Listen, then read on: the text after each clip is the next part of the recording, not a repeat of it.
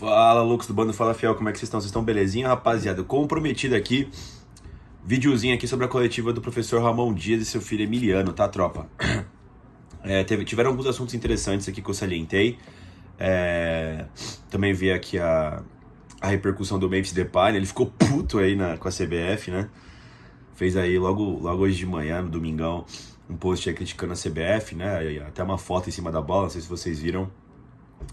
A CBF enviou um ofício aí proibindo esse drible, né?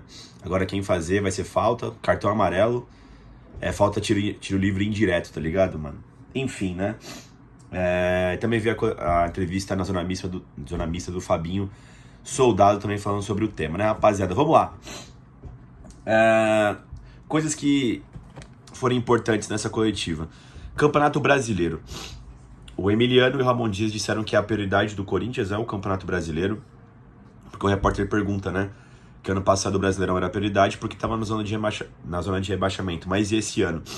Eles disseram que a liga do país é sempre a mais importante, né, que é o campeonato de pontos corridos, né, de 38 rodadas, né, e que eles vão fazendo o que tiver que fazer durante as Copas, até porque tem uma motivação inerente, né, rapaziada? Jogo de mata-mata, a galera acha que compra mais, né, do que um jogo de Campeonato Brasileiro. E eu acho que isso é muito do técnico, tá ligado, mano? Muito da comissão técnica. Como que o time se comporta na liga, né? O Corinthians, nos últimos anos, tiveram poucos anos que o Corinthians conseguiu ter um equilíbrio entre Copas e Liga. E eu nem falo de qualidade técnica, mas eu falo de mental. Você pega o ano de 22 com o Vitor Pereira, foi um ano bastante decente, se você for ver. Quartas de Libertadores, final de Copa do Brasil e se manteve no G4 praticamente o campeonato todo, né? Então acho que vai muito da comissão técnica, como é que prepara o time, né? Vamos ver se o Ramon Dias e o Emiliano conseguem ativar isso no Corinthians, né? Claro que o Flamengo, o Botafogo, o Palmeiras, né, nos últimos anos estiveram com elencos mais fortes, né? Mas eles sempre tiveram um olhar bastante interessante para a Liga do Brasil, né? Para o Campeonato Brasileiro. Você vê o próprio Zubeldia ano passado, o que ele fez com o São Paulo, né? Ficou no G6 o campeonato todo e não tinha um super elenco o São Paulo, né? Então eu acho que vai muito de como a comissão técnica trabalha o mental da equipe e se dedica e se organiza durante o ano, tá ligado, mano? Até em questão de rodar o elenco. Entendo que o elenco do Corinthians não é gigantesco, mas é um bom elenco. E você precisa fazer as alterações no momento certo pra você não perder todo mundo ou o time ficar desequilibrado, né, rapaziada? Eles voltaram a falar do Huracan. Tiveram uma leitura mais ou menos do que a minha, do que eu tive, né? Só não colocaram a culpa neles mesmos, né? Mas o Corinthians teve uma péssima noite. Aquela noite em Itaquera contra o Huracan, né? Pô, gol de bola parada. O Gustavo Henrique teve uma falha ridícula, né? No segundo gol do Huracan. E também as medidas do Emiliano e do Ramon, né? Foram péssimas, né? Essa é a grande verdade também, que acabaram com o jogo. Então foi um grande misto. Não acho que aquilo define o ano do Corinthians. Assim como eu disse no pós-jogo, que eu não acho também que essa vitória em cima do Vasco da Gama também define o ano do Corinthians, tá ligado? Então, enfim, tem uma série de situações aí que a gente precisa ver com cuidado, né? Nem tudo é definitivo, né, pessoal? Vamos falar de um tema que pairou bastante, né? A arbitragem, né? O Ramon Dias bastante puto ali, né, com o Daronco, né?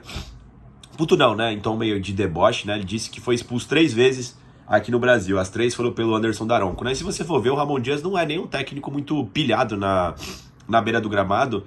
Se você fazer um comparativo mesmo com o Zubeldia do São Paulo, o Abel Ferreira do Palmeiras, né? O cara ser expulso 3 vezes pelo mesmo árbitro, eu acho que diz mais do árbitro do que do técnico, né? Enfim, ele vai perder o clássico contra o Palmeiras, né? Não vai ficar no banco de reservas na Arena Barueri no próximo final de semana. Enfim, reclamou muito também das decisões do Daronco quanto às impugnações dos gols do Memphis Depay e também do Matheus Bidu, né, rapaziada? O Daronco em si, pessoal, eu falo pra vocês, tá? Ele faz uma coisa que eu odeio muito, mano. Sabe aquelas palestra pré-cobrança de escanteio? Ele parece que gosta de aparecer no jogo, sabe? Tipo, todas as câmeras em mim aqui. Vou fazer um mini debatezinho aqui com os capitães da equipe aqui. Mano, se o cara puxar o outro maluco, dá a porra do pênalti, tá ligado, mano? Não tem essa de ficar instruindo o jogador. Isso não faz o menor sentido na minha cabeça, sabe? O cara tá ali pra julgar, não tá ali pra ensinar ninguém, sabe, mano? Isso me irrita muito, mano. Enfim, Daronco faz cada coisa, mano. Fora as decisões dele que são sempre impopulares, né? Parece que ele quer chamar a atenção pra ele mesmo, né? Outro assunto também vigente na coletiva foi do Igor Coronado. Eles disseram que não querem perder o Igor Coronado, né? Porque ele acabou de voltar de lesão, foi uma lesão muscular, né? Enfim, eles vão ter que fazer esse balanço interessante, mas que ele fez um bom jogo, né? E que pediram pra ele ficar na zona decisiva, né? Que é na frente dos volantes. Interessante isso vir do técnico, né? Essas instruções, né? Cara, eu quero você até aqui e você não pode voltar nem que foda tudo, tá ligado, mano? O que eu tô pedindo pra você é pra você ficar nessa zona aqui. E eu acho que ele foi importante no jogo. Como eu disse no vídeo do pós-jogo, né? Eu acho que os erros dele foram mais na ordem de entrosamento do que em si, o Igor Coronado está jogando mal, ou é um péssimo jogador, sabe? Eu acho que precisa forçar nele com essas repetições. Claro que tem esse impeditivo pela parte física dele, né? Também a batida de jogos, né? Enfim, né? Mas eu acho que tem que insistir no Igor Coronado enquanto a gente não tenha o Rodrigo Garro, né? E falando em insistir, o próximo jogo é contra a América de Cali, né? Eles confidenciaram que o treino vai ser a base do videozinho, né? Contra a América de Cali, porque eles já viajam, acho que hoje de noite, né? No domingo, pra chegar lá, porque tem jogo na terça-feira, né? Contra o América de Cali, né? Pra você ver, o tempo tá apertado, né? Mas depois desse jogo contra o América, se não me engano, é uma sequência grande aqui em São Paulo, tá? Eu acho que pega o Palmeiras, lá na Arena Barueri, e depois... eu acho que tem Sport, Fluminense, Racing, tudo aqui em São Paulo, tá ligado? Depois tem o Flamengo, que é uma viagem curta pro Rio de Janeiro, depois tem Inter em casa, América de Cali, é uma grande sequência aqui em São Paulo. Eu acho que esse é o período mais difícil, assim, em questão de viagem, depois fica mais tranquilo pro Corinthians, né? Outra coisa também que eles falaram foi a questão do Carrilho. O Carrilho, pra quem não sabe, saiu na metade do tempo, né? Na metade do primeiro tempo, segundo, na virada de tempo, né?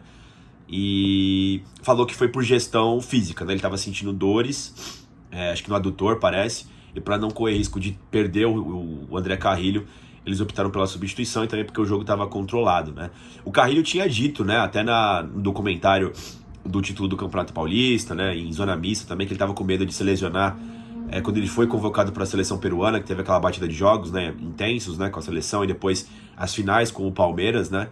Eu acho que agora a conta chegou um pouco e vai ter que tomar um pouco de cuidado com o André Carrilho, que é um cara muito importante pro Corinthians, né? Por toda a cadência que ele traz pro jogo, né? Toda a habilidade que ele tem. Enfim, tem que tomar cuidado com o nosso André Carrilho aí. E o assunto mais interessante que eu achei dessa coletiva do Ramon Dias, que eu achei perfeito, achei muito legal eles falarem isso e o que eles fizeram, né? Foi que eles cobraram o Breno Bidon, tá? O Breno Bidon, ele era titular naquela sequência de 9 jogos com vitórias do Corinthians, né? Era ele, o Raniel e o André Carrilho no meio campo, e o Garro mais à frente, né? Aí, quando ele começa esse ano, ele tá com a seleção brasileira sub-20, né? E quando ele volta da seleção, ele não volta bem. Volta um pouco vislumbrado, né? Assim como toda a equipe do Corinthians naquela partida do Barcelona de Guayaquil, né? O Bidon é uma das peças. E o Ramon falou que ele conversou com o Breno Bidon por bastante tempo, falando disso, né? Que ele não voltou bem da seleção, que ele queria o Breno Bidon intenso de novo, né? Cara, é um menino, vai fazer 20 anos ainda, o Breno Bidon é muito novo, então tem que conversar com o cara pra ele não perder a cabeça.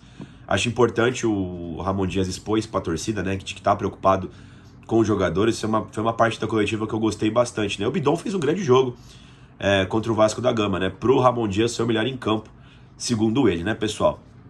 Acho que foram esses os destaques aqui da coletiva do professor Ramon Dias e do Emiliano.